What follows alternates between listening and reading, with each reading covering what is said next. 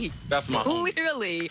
We're back here in Cleveland, Progressive Field, for the 90th annual All-Star Game. We're going to get to a lot of baseball in a bit, but first we're going to talk some Lakers.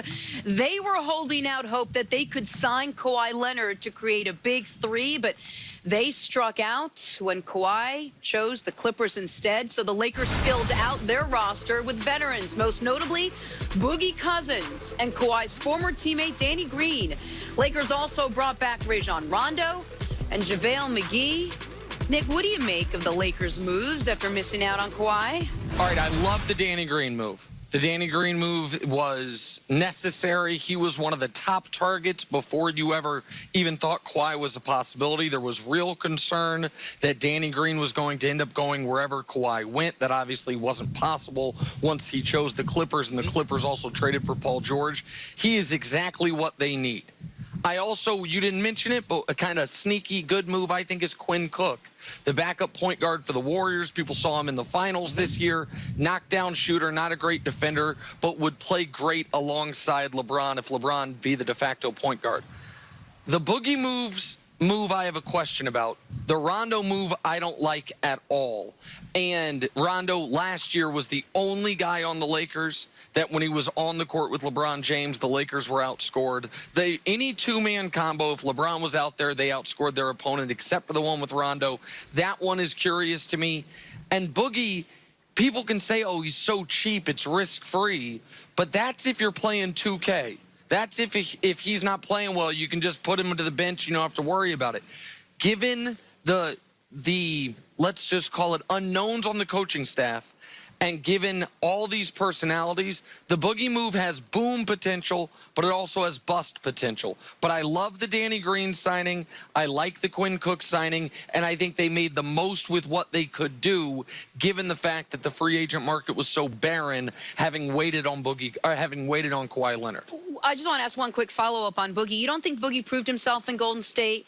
He played when he was asked to play in January. Then he got hurt. He rehabbed and came back. He tried to be a good guy, except for, of course, the one game you and I went to where he got kicked out. But for the most part, he didn't prove that he could fit into any situation? I think with Boogie Cousins, his reputation, it would take longer than one season.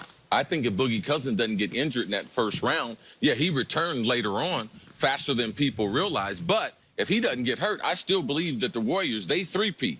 They're world champions. So for me, I like his skill level.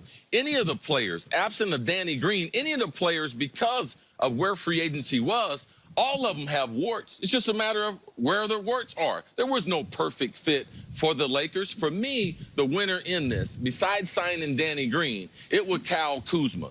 Kuzma being the third scoring option for the Lakers and now potentially being a starter compared to coming off the bench. I believe this is going to breathe life into his career, and I believe, man, the ceiling is very, very high for him. The Lakers are going to need him, not only to be outstanding shooting the basketball, but he's going to have to be a better defender. So I'm looking at his overall development with the other signings because you can't be happy because there wasn't a whole bunch left. Oh, and that's what we talked about all week, Nick. You said that the Lakers had waited so long. They put all their eggs, we don't need that anymore. They put all their eggs in the Kawhi basket that there may not have been a big enough pool left for them to fill out their roster. Do you feel like they did a good enough job with who was left in free agency? Listen, I did my top 36 free agents. The number one was left. Number one was left Kawhi. Number 6, they didn't get him. Number 16 was Boogie. Number 20 was Danny Green. So those were the top 3 left. They got 2 of those guys. Here's my concern with Boogie, and then we should start to talk about that starting lineup you mentioned, is you're right, Boogie handled himself the right way last year. And then he had a devastating personal and professional setback. He suffered another injury. He's now playing for even less money than he played for last year. Now the odds of him ever getting that max contract, he was on his best behavior saying, I'm going to do right, I'm going to show I'm healthy, I'm going to win a title, and then I'm going to go get the money I missed out on. He's now a year removed from that. He's playing for essentially the minimum. He is suffered a second significant injury, and the idea of Boogie Cousins ever signing a 9-figure deal are now probably lost. How does that weigh on him? That's the first point. Second point, C, you mentioned Kuzma as a starter. I hope you're right. And we can show it. If I were running the Lakers, the starting lineup is very easy. Quinn Cook, Danny Green, Kuzma, LeBron, Anthony Davis. But given those signings, if they are going to start Boogie at the 5, there isn't room for Kuzma to be a starter unless they're going to start LeBron at the point guard. But I think on the right, that's going to be your starting lineup. That one concerns me. That one doesn't have enough shooting. That one doesn't play to the strengths. That one doesn't allow Kuzma to grow to the way you're saying. If they go with the one on the left, which no one's talking about them actually doing, I just think they should. And then Rondo and Boogie can play minutes together off the bench. They played together in New Orleans a couple years ago. Kuzma can be that third option. That would work really well for you. That's going to be a test on Frank Vogel and Jason Kidd and that coaching staff, because those are proud veteran players who... How would Rondo react to Quinn Cook starting over him? Which the reason he would do it is because he's such a good shooter. How would Boogie react to coming off the bench, which we mentioned had never done in his career until he got hurt in the playoffs when they brought him back in the NBA Finals? Those are real question marks to me, because if you start Boogie, I don't see how Kuzma's in the starting lineup. Bro, those aren't the conversations you have after you sign them. Those are the conversations you have before you sign them.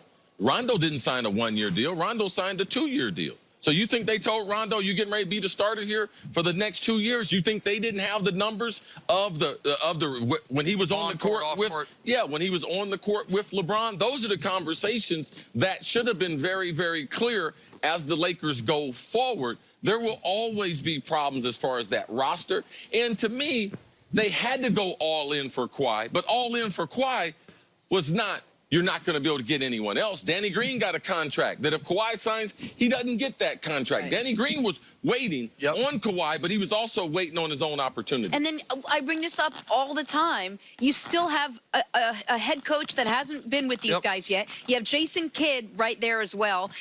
There's a lot of personalities. There's a lot of personalities on that team now for this coach and this coaching staff to have to deal with. One other note: when we last talked last week, it looked like Andre Iguodala was going to get bought out and go sign with the Lakers. Memphis is now smartly considering holding on to him, seeing if they can get an asset back for him. Also, Kyle Korver potentially on the buyout market. The other domino of Kawhi picking the Los Angeles Clippers is when these veterans do get bought out, before or during the year, they are going to have 2 championship contending teams in the city of Los Angeles to choose from. So when you think the Lakers are going to be able to supplement their roster with guys that get bought out, the Clippers are going to be in that market too, going to be able to offer the same building, the same weather, maybe the same chance at a championship. That's one of the other parts of Kawhi not only not picking the Lakers, but not going back to Toronto. Toronto wasn't going to be big in the buyout market for veterans that want nice weather, chance to win a ring. The Clippers absolutely will be, so that's something to consider as well. Remember when the Knicks were like, well, at least we're not as bad as the Clippers. Never mind. Never happened. Never happened. Take a break. Coming up, should the Thunder trade Russell Westbrook? Oh, Russ. NBA news keeps on coming. We'll discuss that next on First Things First.